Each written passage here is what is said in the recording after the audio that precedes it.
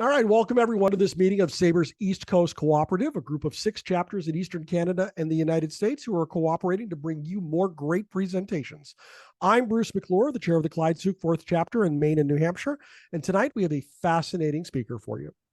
H.R. Ryan was researching her novel about a pitcher in the 1970s when she met a real pitcher from that era on social media, Mark Littell, formerly of the Kansas City Royals and St. Louis Cardinals. He kindly agreed to help her out with background information she needed. Her friendship with him grew to include her copy editing in his 4th book of self-penned memoirs. When Littell died unexpectedly during a heart operation in September 22, HR stepped up to edit his unfinished manuscript for publication. To complete it, she interviewed over 40 of Littell's friends and former teammates, including Whitey Herzog, Jim Kaat, Galen Cisco, Dennis Leonard, and longtime Auburn baseball coach Hal Baird. Bootheel Boy will be published later this year with a foreword by Peter Golenbock. H.R. Ryan is the vice chair of the Clyde Sukeforth chapter and author of the SABR Bio project's offering on Jerry Remy. And she is here tonight to give her talk entitled My Literary Adventures with Mark Littell. H.R., welcome, my friend. How are you? All right. Thanks for having me. It's all you. Go get them. Okay. I wanted to introduce Ethan Sargent. He is, or he can introduce himself. He is a long time family friend of the Littells for going back to the Cardinals era, I guess, right, Ethan? Yeah, it's been a long road with Mark, and Mark was with me for his days leading up to his operation, staying here in St. Louis.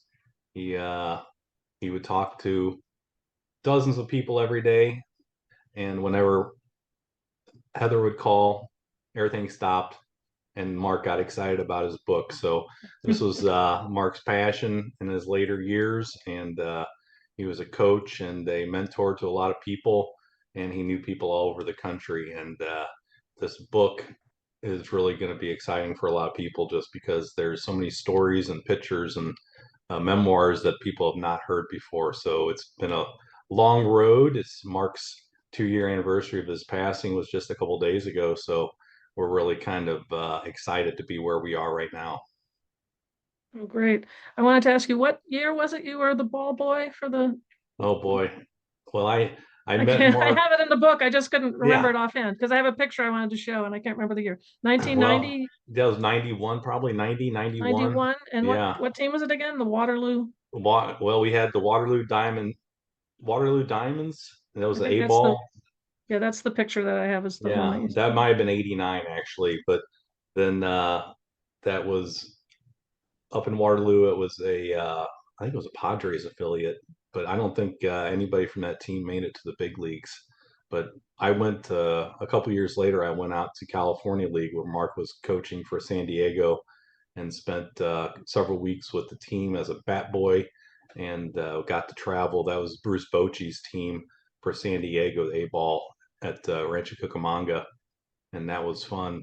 Bochy was very popular with the players, and there were several guys on that team, that Matt Meeske, Jay Gaynor, Scott Frederickson.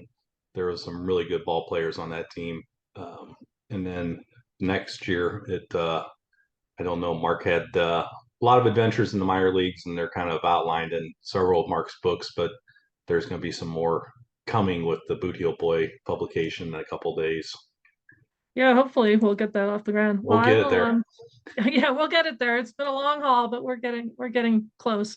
Sure. So let me give these little remarks, and then I'll show some of the pictures that I brought on the PowerPoint thing. So excellent. So my major interest is baseball literature, and I've always been interested in the personalities of the game and the characters and the stories about them and the stories that they told. I've been reading baseball autobiographies since the early 70s, probably. And they were usually ghostwritten. Some were better than others, but they were all entertaining to me anyway. Ball Four, of course, and The Bronx Zoo. And Jim Brosnan's books I especially enjoyed because he wrote them himself without a ghostwriter, which I thought was really cool at the time. And I've been working on a baseball novel off and on for quite a while. And then COVID happened. And that kind of reminded me that life is short. And if I wanted to get this done, I'd better get moving. So in 2021, I started working on it in earnest. And I got about 50,000 words done on a rough draft, and I felt pretty good about myself. So in January 2022, I was reading one of the many baseball groups that I belong to on Facebook, and I found a post about Thurman Munson that was a great little vignette, and it was written by pitcher Mark Littell. I remembered seeing him pitch a couple times for the Cardinals. When I was a Mets fan, as a very young teenager, I went to a lot of Mets games in the late 70s and early 80s, and the Cardinals were one of the teams that I enjoyed watching at the time. The Cardinals and the Pirates, I thought, were the coolest teams to see play the Mets, who the Mets were not really very good at the time. So they had very intriguing personalities at that time, the Cardinals and the Pirates. So I thought, wow, this guy, after I read this little vignette, I thought, hey, this guy is really good. He should write a book. Then I thought, well, maybe he's already written one. So I looked him up on Amazon, and I discovered that he has published 3 books. So I thought, wow, all right. So I got them and I read them. And I have them right here. I'll give you a little overview. On the 8th Day, God Made Baseball is Mark's first book, and it's his memoir of his major league career with the Royals and the Cardinals, including the episode that Mark is most known for, the home run that he gave up to Chris Chambliss in the 1976 ALCS. And it includes a short piece by Chambliss, which tells his side of the story. And the second one that he published, but he told me later that he had written it first. And maybe you know more about this, Ethan, than I do, but he said that he had written it first and showed it to people, and they liked it, and his friends liked it. But then they all said, what about the baseball? We have to find out about the baseball. You have to tell us all the baseball stories. So he put Country Boy aside and wrote on the 8th Day. Is that what you heard from Mark? Yeah, because I think Mark grew up in the Bootheel of Missouri, which is a rural area. It's very agriculture driven, and so Mark had a lot of adventures. I like reading that one over the most, just because they had so many good stories about Mark and his brother, and getting in adventures and blowing up pickup trucks and dynamite. And oh my gosh, I just if you were Mark's neighbor, I'm sure you'd have a lot of stories that didn't make the book. But yeah, I think that's correct as far as the timeline. And Mark's still very popular in the Bootheel, and I'm sure we'll be seeing a lot of people excited about the book upcoming, called Bootheel Boy. Now, what's the deal with the Bootheel? It's between. I'm from New York, so the whole thing is very vague to me. But it's between like Arkansas and. Yeah, there was some kind of land disagreement many years ago, as we often have, and so it was Missouri carved out a little chunk of Arkansas, and it's flat ground. It's bottomland. It's a lot of swamps that were drained in the 1800s and early 1900s for agriculture. So there's canals and there's causeways, and it's a very very flat and expansive. So a lot of like Johnny Cash was born just on the other side of the Bootheel in Arkansas. So there's so Memphis is the closest major city to allow those Bootheel boys, and northeast Arkansas. So they would often Memphis is where Mark had some stories also from his youth.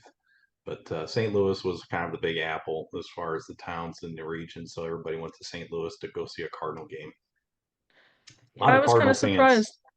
Sorry, go ahead. Yeah, a lot of Cardinal fans also, because the KMOX 50,000 watt and the Cardinal network had any small town. I went to Cape Girardeau for college, and all those little small towns in Missouri and Illinois, Iowa, they had a Cardinal affiliate that was tied back to KMOX, and Jack Buck and Harry Carey and Mike Shannon, those announcers that were very, very well received and very popular all across the Midwest and deep South. I mean, Mississippi, there's a big fan contingent, and it's all built on the back of that Cardinal network. Mm-hmm.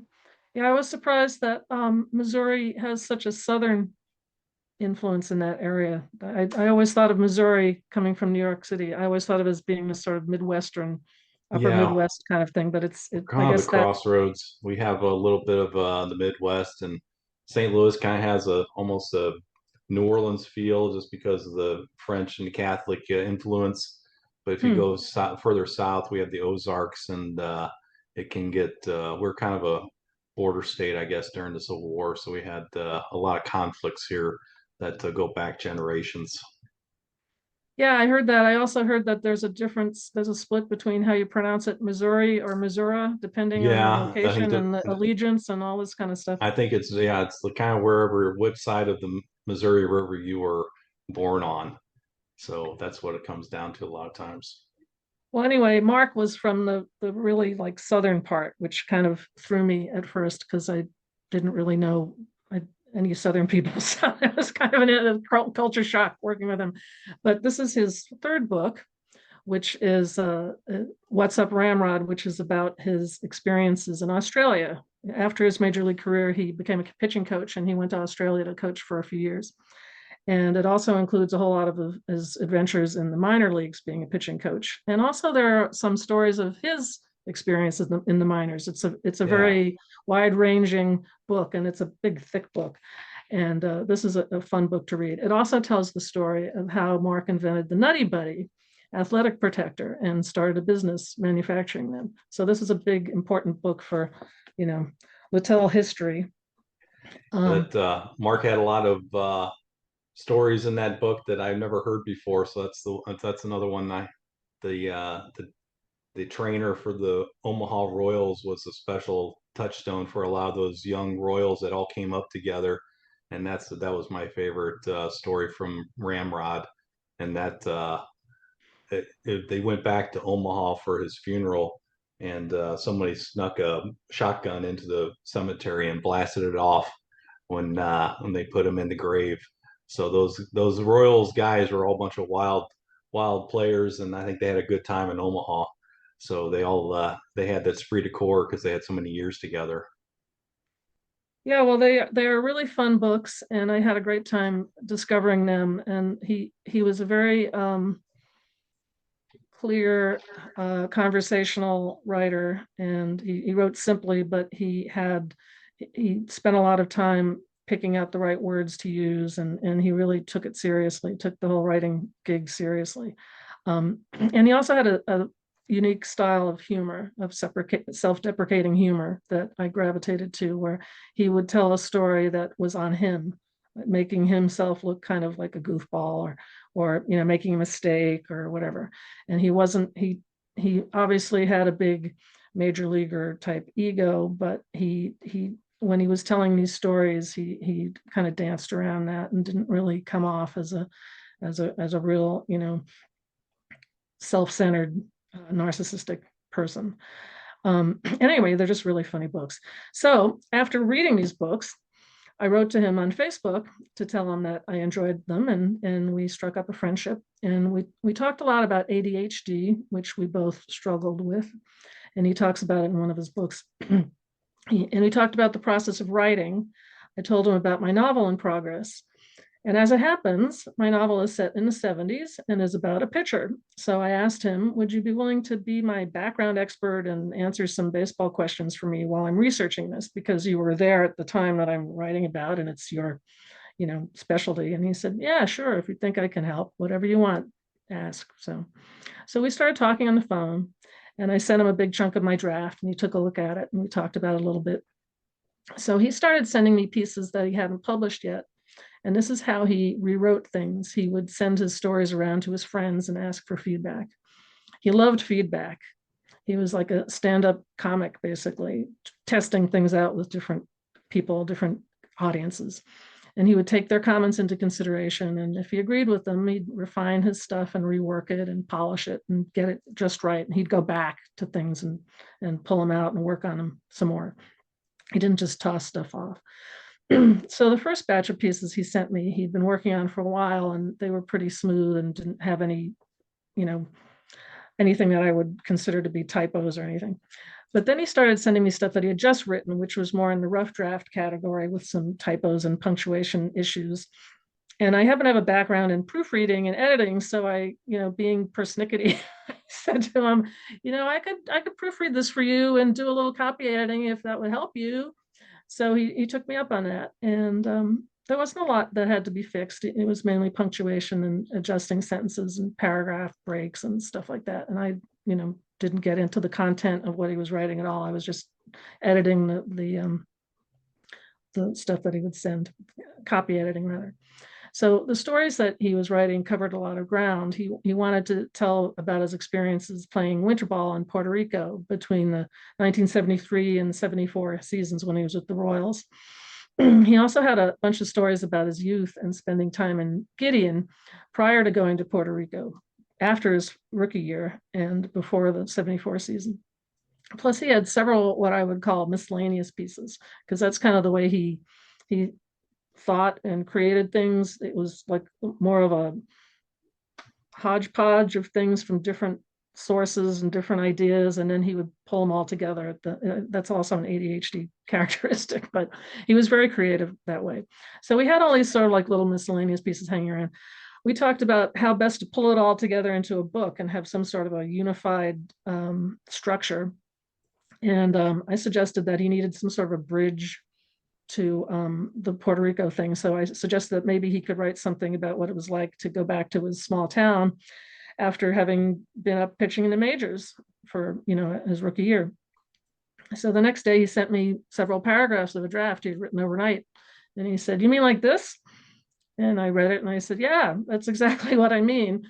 And he said, "All right." So he went on to finish writing the piece. And I guess he was pleased with the idea and pleased with what I suggested, because after that, he started sending me more stuff and calling me to talk about it and work on it. So that's how I started working with him and being what I would call an editor. Is kind of pompous, but I was sort of like an editing coach, assistant, writing, just sort of coaching him when he was stuck in a knotty situation and suggesting various things, and then he would try things out and sort it out on his own. But I was kind of like in the background somewhere. So he liked to rewrite, which is really the key to getting anything decent when you're writing. And he liked getting into the nitty-gritty of writing. He liked trying out different words and finding the perfect way to describe something. And he really enjoyed the whole process. He would say, "I just love this. This is so much fun. I'm having so much fun." So we got a big kick out of working together. He liked the word count feature. And when he had finished a draft, he would put the word count down at the bottom. And the word counts were kind of like his little treasures. And one day I tallied up all the word counts in the pieces that he had sent, and I came up with more than 30,000 words. So I said, "Hey, you're close to having a real book here." And he was very pleased with that. So we talked about how he wanted to proceed with the book, what the structure would look like. He told me he wanted to finish the stories about Puerto Rico and then explain what happened after he got back home, when he found out that he was dealing with an arm injury that had been aggravated while he was pitching in Puerto Rico. That would conclude that part of the book. Then he would work in the other stories that he had floating around. He had some serious health problems that came up that year, but he didn't talk about them much. Sometimes I wouldn't hear from him for a week or so, and I get a little worried, and I'd send him a message and say, "How are you feeling? Are you doing okay?" And he'd send me this little brief response, this wry sort of thing, like, "Kinda."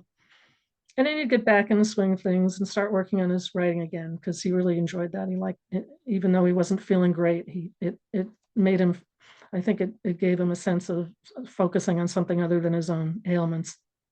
So he managed to finish a piece on an old friend, Gary Blaylock, who was the scout who had signed him originally. And Mark managed to get that published in a Missouri paper. I don't know. Do you remember which paper it was? He showed me I the thing. think it was the Rural Missourian, which is Okay. a paper that goes out to the co-ops that are electric co-ops. So it's kind of a statewide publication, but it's very regional depending on what electrical system you're on. So he was really thrilled by that, because that was like his first byline, in a magazine, in a newspaper. And then he even started writing a play. He said to me once, one day, he said, "What, do you know anything about writing a play?" And I'm like, "Yeah, I know something about it. I mean, I have an English degree. I read a lot of plays." So we started working on this play together, which was set in a bullpen in the minor leagues. And it was really funny. It was a really funny premise. And we got maybe like 18 pages into that before he went back to working on his book. But he just thought that was really funny.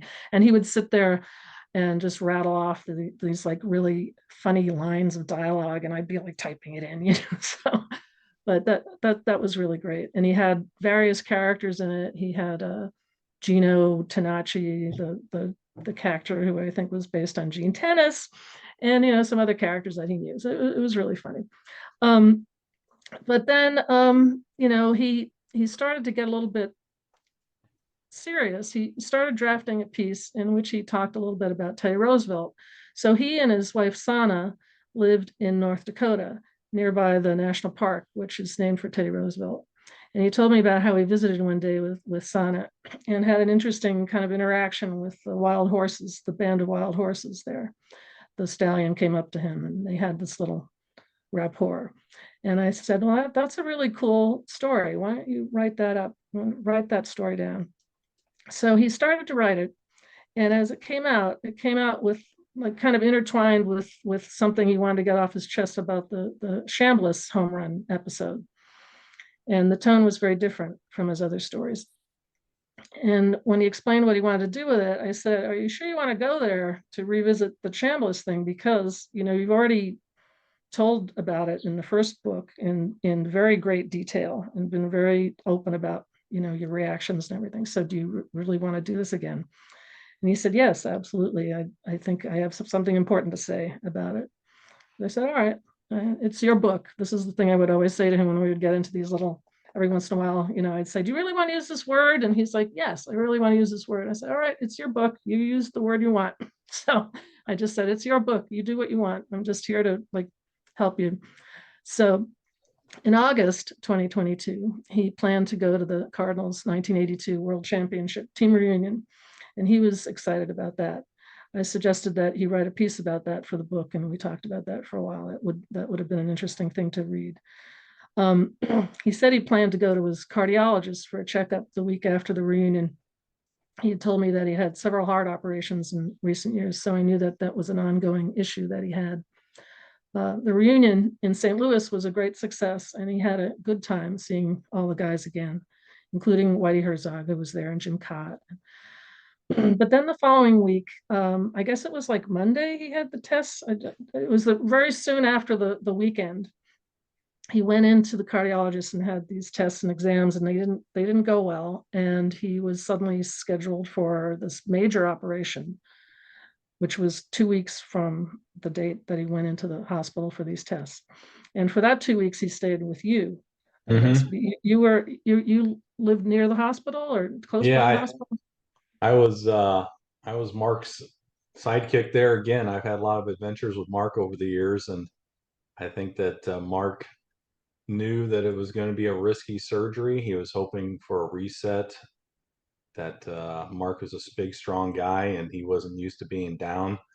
And I don't know if out of 100 people, if 99 of them would have gotten the chance at this surgery, but cardiologist, and he was ready to give Mark a shot. So that's what took place, and it was I think it was a 13-hour surgery. It was supposed to be a quadruple bypass, and everything that I think could have gone wrong went wrong. So it was Mark had calcium or bone spurs and the calcium deposits, and when the doctor got in there, I'm sure he had his hands full because it was a long day. Yeah, it sounded like it was really awful. And when he was with you, we talked about the book, and he didn't have much energy to write, but he did have energy to talk. He always had energy to talk. And so we talked about the roadmap, that he wanted to follow when he got out of the hospital, and what he wanted to do with the book. And we talked about edits. We talked about a couple of the pieces he'd been working on, and we tied together some of the things that were loose ends with things. Mm-hmm. And I was in a very, I just kind of assumed everything would be all right. And I assumed he was going to bounce back in a week or something, and he'd be back on track, and we'd finish the book. So, but unfortunately, he did not survive the surgery, and he passed away on September 5th, 2022, and he was 69. So that was a terrible shock to everybody. And I didn't really know what to do. I was left with this unfinished manuscript, which was about 41,000 words by that point. So I was like, what are we going to do with this? What's going to happen to it? I mean, he put so much work into it, and there was so much good stuff in it. I think he did some of his best writing in it, that I felt it had to be published somehow. So how could we do this? It was a little short to be a book on its own. So I figured that if I talked to some of his friends and former teammates who were mentioned in his book and interviewed them and got like their stories from, their experiences with Mark and their friendships with Mark, that would augment the length of the book and make it long enough to publish as a book, as a good sized book. So I talked to Sana, and she gave her approval, and then I started the process. So I got in touch with a few of the Cardinals through the Cardinals front office, Whitey Herzog, Jim Kaat, Dane Orge, and Whitey put me in touch with Galen Cisco, who had been Mark's pitching coach with the Royals. And I found Jim Wolford, his old friend from the Royals, on Facebook. I found some people on Facebook. A lot of people I talked to said, "Oh, you got to talk to this guy," and gave me his number, or look him up over here. And so it was this sort of like patchwork that took place over, I'd say, like a year and a half of just piecing together all these people. And the Royals connected me with Dennis Leonard, who had also been in Puerto Rico for that 1973-74 season. In fact, he and Mark shared a house together, and Hal Baird was on that team too. And I found him through contacting Auburn. I just called the university and I said, "Do you have a contact number for Hal Baird?" And they just gave it to me. So I'm like, all right, well, that was easy. So I needed to do some research into the Puerto Rico Winter League to make sure that Mark and the other folks who came up with stories had their details right. And through SABR, I got in touch with Tom Van Heining, who wrote this great book, Puerto Rico's Winter League, which is like, I guess, the definitive work on the subject. And there isn't a lot about Mark in there. You just mentioned briefly, but the whole system down there is so much different than I was familiar with from the major league level. So it was very interesting to read. I highly recommend this book. So I collected all these stories from people. Sana gave me a list of friends and colleagues from later in his life, after his baseball career was over, and people from his Nutty Buddy era, when he started the business, and people who we worked with in other capacities. So eventually I had more than 40 people who had known Mark and wanted to be part of the book. Most of them preferred to talk to me in interviews, but about a quarter of them wrote their own pieces, which was great, like you. And Ethan wrote a great piece. And so I really just had a wonderful time accumulating these stories, and some of them are just absolutely hilarious stories about Mark. Yeah, so I started. Go ahead. I was going to say Heather was able to draw out a lot more from me than I anticipated. So at first I kind of just wrote a bang, bang, boom, boom. And then the next thing, Heather said, "Well, it'd be really nice if you could just expand on this a little bit." So the process, I was very pleased, but going into it, I was not expecting where it would take me. So that's what makes it fun. It was another Littell adventure. Yes, he was kind of a specialist in this stuff. So I got in touch with a few of Mark's friends and former teammates through Facebook, and it was also helpful, Facebook, in another way, because I had been thinking, gee, it's kind of too bad we can't use the Topps cards in the book, because they're so evocative of that era of, the graphics are just so 70s, 80s. I could just picture them in my mind. And you collect them too. I think you collect of course baseball cards. So I thought, that's too bad. I'm sure they'd charge a lot of money for rights, because, there was a big company and everything. So then I was reading a baseball books group, and I saw an author of a new book say something about how, yeah, I got permission from Topps to use their cards for free. And I was like, how did you do that? So tell me all about this. So he told me who to contact at Topps, and I jumped all over that. And the process took a really long time. It took like a year. And I had to fill out the forms many, many times again and over again. And it went through all these different desks and people. Anyway, it took forever, but it finally got approved. So we can use the Topps cards for free, which was really great. So we have several of them in the book. And then Ethan sent me a picture of Mark shaking Lou Brock's hand on the occasion of Brock's 3,000th hit, which was on August 13, 1979. The Cardinals beat the Cubs 3-2, and Mark got the win in relief. Now, you had that on some sort of a plaque, I think, or? I was at a baseball card show when I was maybe 10 or 11 years old, and there was a vendor there that was selling the tintypes, the presses, the printing plates from the St. Louis Globe Democrat. So I saw Mark's picture on there, and I snatched it up, and it sat in my grandparents' living room for a long time. And then I had it framed for my dad for a Christmas present maybe 10 years ago. So it was one of those things that you don't see too often anymore, but it must have been an ex-Globe Democrat employee that had scrounged these up over the years, and it kind of presented the ones with the nice pictures, and he had a really nice display. It was actually a baseball card show at Busch Stadium where they had it in the walkways outside the stadium, and yeah, it had bounced around a little bit, but it's on my dad's office wall now. But that's where it started, and it led you down an interesting road with the Globe Democrat.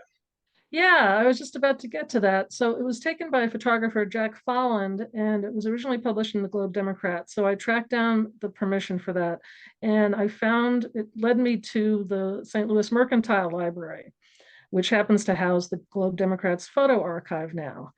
And as it turned out, they didn't have the original photo for some reason of that, but they did have many other photos, which included Mark.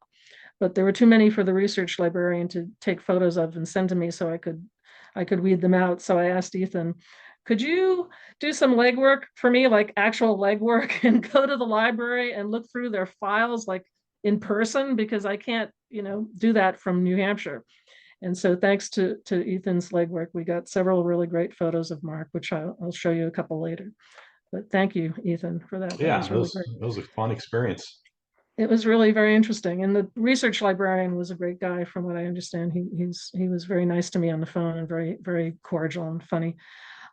So as for Peter Golenbock, who everybody knows from all of his many best-selling sports books, I got in touch with him through a mutual friend, Ralph Tycho. Ralph had been a friend of Mark's for many years. And so he put me in touch with Peter. And I asked Peter if he would read the manuscript and consider giving me a blurb quote to put on the back cover. And to my surprise, he said yes. And then he read the book and responded with such enthusiasm. He was so positive about the book and Mark's writing that I said, since you like it so much, could you write a foreword? And he very kindly did write a foreword. So that's how we got him on board with the whole thing. So where we're at right now is we hope the book will be published later this month. And then my job will be over and the book will be out into the world and everybody will be very happy. So I'll show you the pictures I've set up to show you. And after that, I will answer whatever questions you have. So let me see if I can get this photo thing working out here. There we go. Oh yeah, I wanted to read this for you. Hang on. I'm going to knock this thing off here. Okay. So, God forbid I should use this technology. Okay, so share. And then I want to go to this one, right? You did there. It. Okay. It works. There it is. Good job. It works terrific. All right, so let me read this to you. This is what got me started on the whole Mark Littell thing. From the group Traditional Baseball Fans, Thurman Munson, Yankee captain. Remember Thurman saying something to me underneath the runway in Yankee Stadium, where a few of us had matriculated to talk some shit. I was 23 at the time. I just wanted to listen in and try to size up some of these guys in pinstripes. I never spoke to opposing hitters. I liked Gibson's rule of thumb. Don't let them know you. In other words, F them. Thurman said, Country, we got to play this game tonight? Questionable rain out. Don't know, Thurman. I hadn't asked the weatherman yet.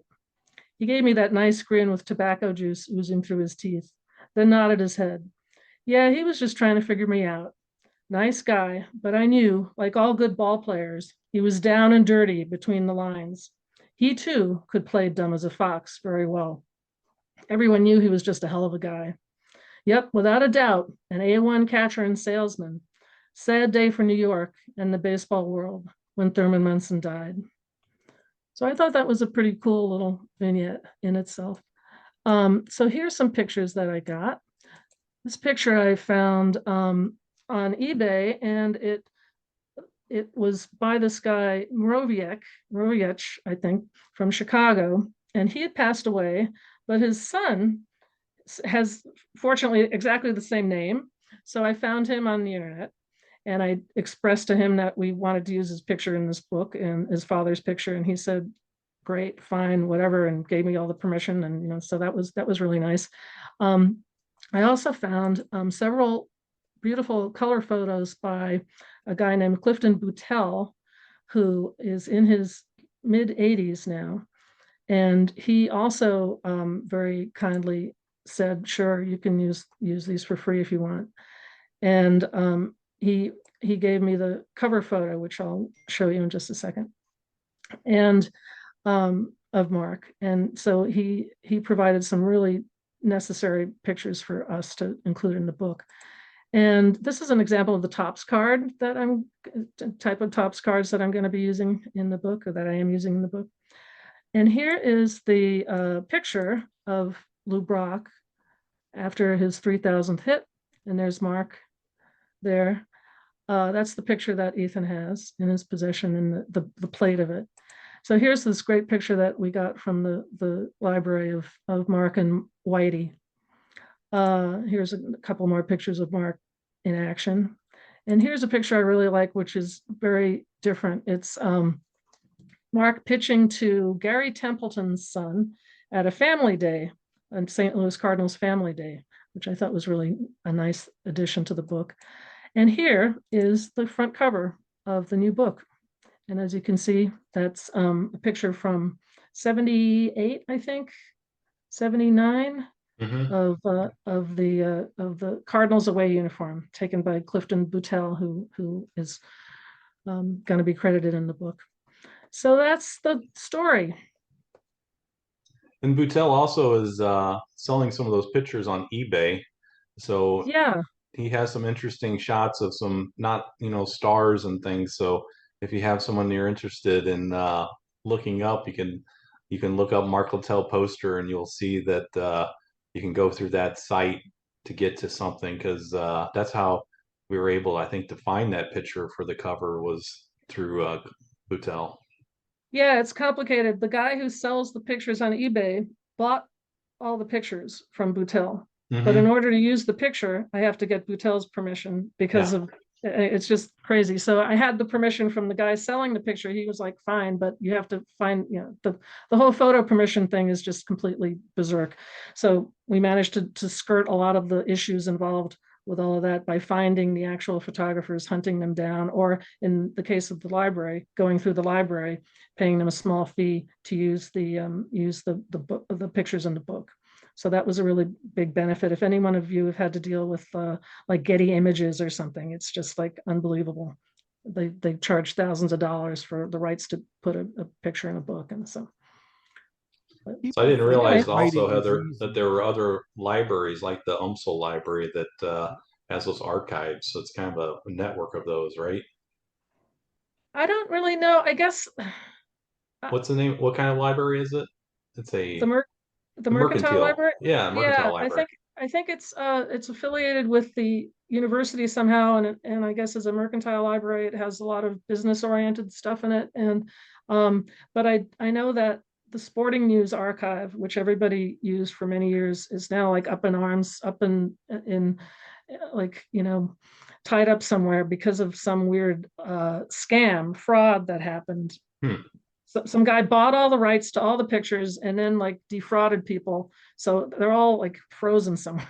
It's trying to get any baseball pictures is really difficult, just to be, honest about it. Sorry, Bruce, you wanted to say something? And we think writing is just writing when you're trying to put together a book. I like to say that I envy the writers in SABR or any industry, but it's not just writing. You've given us a window into putting together the physical copy of the book and getting the permission to plug the visuals necessary to bring out the human end of the story, to see the person that you're referring to. It's interesting to hear these stories. You think, okay, I'm going to write this book. Oh, I want to use this visual. Oh, I have to track down 1 million people in order to get it right and whatnot. But if you have a question or a comment for HR and Ethan tonight, go down to the bottom of the screen and hit the react button, and then you will see raise hand. Once you do that, you are in line to talk to one of our presenters this evening, either HR, Ethan, or both. And people are jumping in line for you two already. First one up is Molly. Molly, unmute and go ahead. Hi, HR and Ethan. Thank you for jointly doing this tonight for us. It was lovely. HR, just a question. I was wondering if he ever had a dedication page in mind before he passed away, like someone he wanted to dedicate the book to, or did he ever talk about that to you, or did you create a dedication page in his memory? And HR has frozen. Well, maybe Ethan knows this. Maybe Ethan Yeah, knows this. I'm not sure if there was a dedication. I know that our idea was to get this book published a little quicker than we did, but Heather worked through a lot of dead ends, and a lot of people that said they wanted to contribute, and then you ask them and they ask them, and then kind of come to a point where you have to cut bait. So I know that Blaylock was an important one to get this book published so he could see it, and I know Whitey Herzog was shared on the book before his passing, and he came to Mark's funeral actually, and when Mark was put to rest here in St. Louis, he actually lived about 2 miles from the funeral home. So I think Mark had a lot of history with a lot of people, but I think that Mr. Blaylock was the one that was really the point of the spear, is trying to get this over the finish line before he passed away. Heather had some technical difficulties and wound up dropping off the call, so I'm sure she's going to come back here in just a minute. But let's go to Ryan McClanahan. Ryan, you're up. How you doing? Good, thank you very much. So, just a comment. You guys had mentioned the fraud, and that's actually the John Rogers. He was the fraudster, and he ended up taking a lot of, I guess, a lot of really rare baseball photos, and that's tied up for years. And those collections are they're all over the globe as far as I'm concerned. So my question here is, was there anybody that you had interviewed that you were surprised to have actually reach out to you guys? Heather did most of the interviewing, but I know that there were some people that Heather thought were going to be responsive, and maybe they kind of like wanted to do it, but they just didn't follow through. I know Heather, being a Mets fan, she was really excited when she got Keith Hernandez's phone number. And Mark and Keith had a lot of stories and a lot of time together. And during the 40-year celebration of the 82 Cardinals world champs, Keith and Mark spent a lot of time together. There's some really good pictures of the two together. But for whatever reason, Keith's schedule, I'm sure with his broadcasting, kind of limited his scope. But he didn't. I don't think Heather's not very happy that she didn't get to talk to Keith. Oh, that's too bad. That's too bad. Thank you. Yeah. Thank you very much. Thank you, Ryan. I would be interested to know, Ethan, if Mark told you yourself any of his favorite stories from his days between the lines. I think Mark had a lot of close relationships with his players. I think that what I would always hear from Mark is that they were all very serious ball players. He would say we were a bunch of killers. We would do anything to win a baseball game. Steve Braun is probably one of his favorite guys back in the day playing. And I think that Mark, he liked being in the middle of the mix and being on the mound and having his back against the wall. If you look at his stats, he did very well against the Hall of Famers that he faced. And sometimes there'd be, like a kind of a punch and Judy hitter that would hit 500 against him. But it's really interesting going back and looking at those stats. I think that Mark was, he was a big Thurman Munson fan. He was a big fan of Whitey Herzog, and I think that they spent a lot of time off the field together also. Daryl Porter was another one of Mark's favorites. They did a lot of adventures going fishing. out to over the countryside here in the St. Louis area in Kansas City. But I think that Mark had a lot of good relationships with some players after the game that he probably didn't have. I know that Mark was a big Ferguson Jenkins fan. They would get together every once in a while. There's some nice pictures in Mark's office of him and Ferguson together. But I think Mark was pretty private about his time. He was George Brett's best man at his first wedding, and vice versa. They were roommates together at Omaha, and George Brett's another one that didn't circle back with Heather. That I think Heather was disappointed that Brett didn't come back and contribute to the book. That's that. It's interesting to see.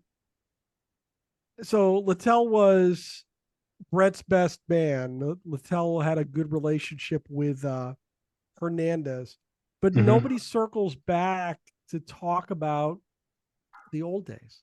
Well, I think, yeah, like I said, I think a lot of it maybe is they think that it was private as far as the life in the clubhouse, and not everything was rated PG-13 as far as what happened. So I think that maybe that's part of it too, is that kind of let the legend tell the story and not get in the way of it. So the time that they had together was short. It's been a long time ago, but they were important years for all those guys. Heather mentioned Thomas Van Heining, who is on the call this evening here tonight. Thomas, could I have you on mute for a second? I was wondering if you had any comments or stories about Littell from the years ago. Oh, can you hear me? I can hear you perfectly. Thank you. Okay, so I grew up in Puerto Rico, and in 73, 74, it was very interesting because some of your best prospects went to Puerto Rico, like Mike Schmidt played for Cagua. So Mark pitched against Mike Schmidt and Gary Carter. And that Caguas team with those guys that I mentioned won the Caribbean World Series in Mexico that year. For example, Mickey Rivers, who played against Mark, I think in the 1976 playoff at ALCS, Mickey Rivers played for the Santurce team that finished 5th to Mark's 4th. So I think Mark, I think, shared accommodations with maybe 2 or 3 other guys. Dennis Leonard, who I interviewed, Dennis Leonard was a character from Brooklyn, New York, and he got along real well with Mark. And Lynn McLaughlin was a prospect pitcher with the St. Louis Cardinals.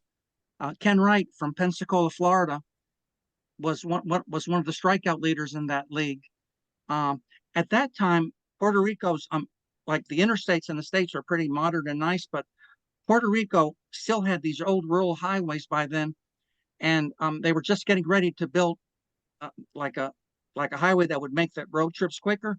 So when Mark pitched for the Arecibo Wolves, which is about a little over an hour from San Juan, most of the Arecibo imports under Steve Burrows and Jack McKeon actually lived in Arecibo near the ocean in fairly primitive accommodations. Now, Mike Schmidt and some of your other American players like Chambliss lived in condos, in the San Juan area. So you had a mixed bag there, but it was a very interesting league, and it really was not a development league. That league was designed to win. If you were an American player who went down to Puerto Rico and did not produce in 2 or 3 weeks, they sent you back to the States with a one-way ticket. And Carlos Pieve was the Arecibo general manager who spoke very good English. And apparently the Arecibo team that I mentioned had a good working relationship with the Royals. Like Tom Poquet played for Arecibo, and so did a pitcher named Gary Lance, who I think only pitched maybe a couple of major league games with the Royals in 77. But there was a certain camaraderie between the Kansas City Royals imports, the young players, and they got along pretty well with the native players. So from what I understand, it was a very pleasant situation overall.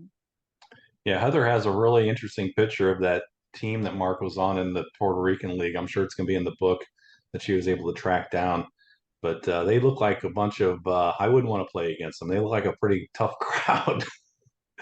So Rich Coggins, who was a Baltimore, Rich Coggins was one of the good outfielders and so was Jose Pepe Mangual, who played with the Expos. So basically, you're talking about a league that was better than AAA and maybe a shade or two below the big leagues. It was a very important league. Now, of course, with the humongous salaries and protecting some of these crybabies, they don't send them to the winter leagues like Oh they used no, yeah, that was just think about all those innings that these guys pitched outside of the window of time they were in the majors. You look at their minor league and their, baseball reference innings pitched. A lot of times they pitched more outside of the major leagues in professional ball than they did in the big leagues. Yeah, yeah, yeah. And by the way, Frank Robinson, some of the managers that managed against Mark in Puerto Rico, you had Junior Gilliam, Jim Gilliam, who passed away, I think, in the late 70s. But Gilliam managed the San Juan team that had Chris Chambliss at first base. Frank Robinson, who was a year or two away from being the Cleveland Indians manager, Frank managed Santurce, and a guy named Bobby Wine managed Caguas. Pat Corrales was the player manager for the Ponce Lions. So you had some characters, and also the American League umpire group had a working agreement. So some of your best umpires, like Durwood Merrill, who was a colorful Texan, some of those umpires, Steve Palermo, those guys went to Puerto Rico to get extra umpiring experience. So it was very interesting. And we had a mention of Red Sox legend Tom Kaat there. That was kind of cool. Does anybody have anything else for Ethan tonight? I know Heather's been trying to get back in. She had a Wi-Fi problem. That's kind of lousy. I'm trying to get her back in, but doesn't look like it's going to happen. So this has been a pretty cool presentation. I want to thank Ethan for being here this evening. I want to thank Heather, wherever you are, my friend, for doing this, because, oh no, these things happen. Wow. Anyway, next Monday night, September 16th, we have a pinch hitter scheduled for you. Now, our original presenter, Frank Hart, is unable to make it, but I'm happy to tell you that Aaron Fishman, who is a great author, will be joining us to discuss his new book, A Baseball Gaijin, Chasing a Dream to Japan and Back. You're not going to want to miss his talk. It's a lot of fun. It'll be 7 p.m. Eastern this Monday, September 16th. And finally, if you're a baseball fan watching this, you need to join the Society for American Baseball Research, the premier baseball community. Offering an amazing baseball buffet of options to explore your fandom, SABR boasts more than 35 different research communities, over 80 regional chapters, and innumerable opportunities to connect with baseball minds across the world. For more information, go to sabr.org/join today. For H.R. Ryan and Ethan Sargent, I'm Bruce McClure. Have a good night, everybody.